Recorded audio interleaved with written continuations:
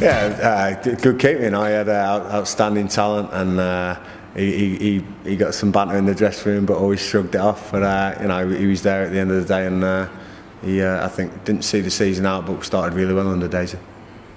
Yeah, Daisy, to be fair, he come back from a really bad injury a couple of seasons before, and he kept going, and him, Nick CULKIN and then Lee coming towards the end all played their part. Thought he was a chef, he probably worse chef than the little chef, but other than that, he was a good lad. He took some stick, but he always had a story, Daisy, to be fair.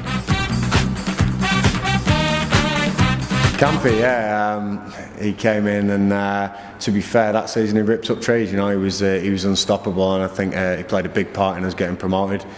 Still had his Derby accent, which he got a bit of ribbing about, but he was, you know, good lad, Campy, and I think one of the best keepers I've played with.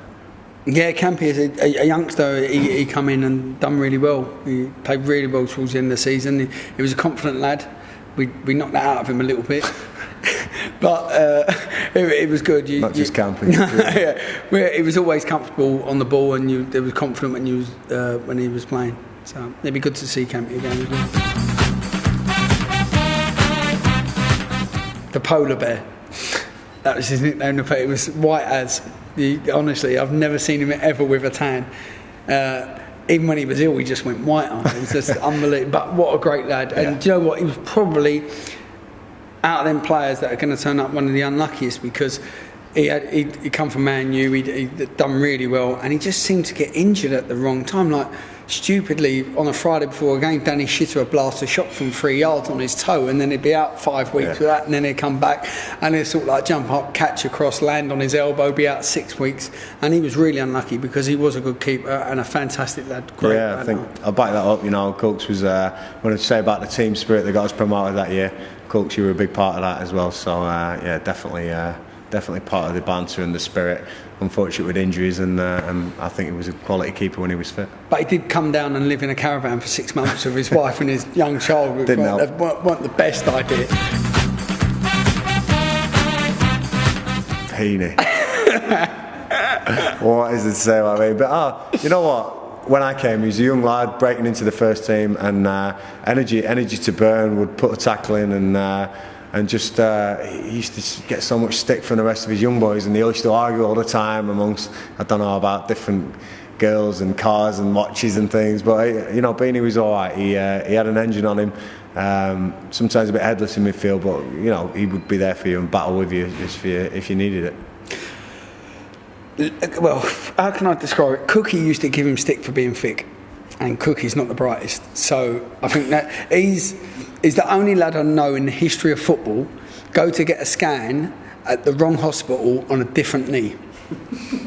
He got a scan at a different hospital on his good knee. So, but being a great lad, would take a bit of stick, give a bit out. The scan was all clear though. So. He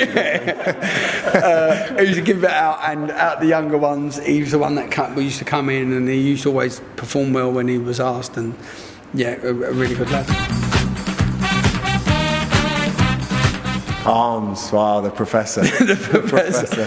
He was beyond his years on the sports science side of things. Palms. And he looked old anyway. To be fair, heart rate monitor, Lucasade, used to love a Lucasade, but he was into the science of it, and he was, I think, a very intelligent bloke. Yeah, good lad, Palms. To be fair, when I first signed, I lived in Watford to start when he was there in the same building, so good lad, Palms, but real professor, and not surprisingly went into the the admin side of everything and the Premier League, but again, good leader. He was good. He was captain when I first came, and he was good to play with, because I suppose he used to be my calming rock when I used to sometimes lose it, and he just calm it down. I think he looked at our group a few times. Like, what the hell are these lot about? But I used to do stuff, and I think he used to look at me in disgust sometimes, but I quite enjoyed that, so I do it even more. Yeah, he scored some important goals as well, I think. Chav. The Norfolk Chav. Roll it. No, it was my roommate, throughout that season, and if anyone was as close with him, it was me that year, and we had some good times. He was a little bit headless, a little bit reckless in things, but we couldn't have done without Rolly that year. he didn't mix his words when he was training and things, and he did tell a few people how it was. But he was probably the player of the season that year, so we wouldn't have been promoted without Marc Rowlands. Yeah, I remember Ollie right at the end of the season before asked me about Rowley, and I'd known him for a few years. And I said, don't touch me, he's useless. And he ignored me, ended up signing him. To be fair, Ollie done well for him. He signed him, he had a broken leg. He come in, Marc, and once he got fit, kept wanting to play in the middle, but he was better out on the right, weren't he, or the left, cutting in. Either way. Yeah. And he scored some important goals that year. I think he got 14 or 15. So, and he actually got the crossed the ball, didn't he, for the own goal he did. At Hillsborough. And he won the biggest nose competition at QPR. That was some competition. And he did. He won the biggest nose. He's got the lowest nose. Seriously.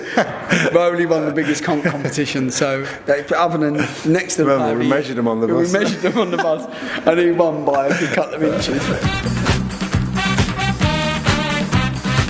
Kev, I mean, when I came, these two, thick as thieves, you know, and they were running the place. When I say the banter was flying, majority was coming from him and Kev. Great goal scorer, pleasure to play for him. I had a different opinion of him before I met him. You know, Kevin Gallen, obviously he was hairy, hairy, local hero, childhood QPR, you know, world class player, and he's probably one of the best strikers I've played with. I don't like saying that because it's Kev, but Kev, you were a different class, mate, that season. You should have seen him when he was 16. I know, he was even better because technically he was the same size as he is now. He was same size as he is now, just pinning and rolling people, bullying him. Kev has one of my best mates. I was at QPR when I was 9 and he was 11, and he had facial hair then. And I couldn't believe it. Nowadays, you'd be given a dodgy birth certificate. But, Kev was a great lad. Yeah. I couldn't believe how old he was when I said that. It seemed like he'd been here for years. 28. I was like, no way you're 28, Kev. Great lad, Kev. I'd still speak to him regular, so I won't probably look forward to meeting him again because it's just normal. Top man. First, The smiling assassin. Yeah. He did assassinate a few players that season, believe me. But Furs now he was again, you know, QPR that season legend, and for him and Kev to score in the final day was special and deserved as well. So you know, Furs was just someone you could rely on, a battler on the pitch, enjoyed a good night out off the pitch as well. But part of the banter, part of the spirit we were saying about top man Furs. To be fair, I didn't like him when he first came because he was part of Cardiff's little setup that beat us, so didn't like him. So, but he come in and he fitted straight in. He fitted into the work ethic of the team where, like, work hard, play hard as well. So that fitted into the team, and he come in and he was excellent. He was excellent. Again, another one the crowd could affiliate with, where I think same with Gaz. If a lot of fans could play football, they'd play it the way Gaz does. And 100 miles an hour, art in his sleeve, but can produce something special on the pitch. Normally it's his Barnet, but he could produce a shot or a cross and it can win you a game. And not just because he's sitting next to us, he done excellent for us. do I have to say it, Mr. QPR? He was a sign on that day. This geezer walks up the corridor with blue hair, and I'm thinking, who is this? But he was top man. He was top man. To be fair, if there was a ball to be won in midfield, Bircham would win it for you. If you didn't win it, he'd tell you to win it for him, and he would say it how it is. You know, he got the team working around him. I think if Palms hadn't been captain that year, there was a future captain there without a doubt. And like I say, it was a great pleasure to play with him and Kev and the banter, and we had that year. The spirit was awesome, and it was a big part of it. So, you know, obviously, you look at players who've worked in their careers, the Robbie Savages, who got around the pitch and worked a career. Birch is exactly the same. He worked what he had. He worked his socks off for QPR and deserved everything he had. The blue hair went soon after that, but he was good. And if you had any weakness, Birch would find it and banter the hell out of you. So be careful. Made a lot of people stronger.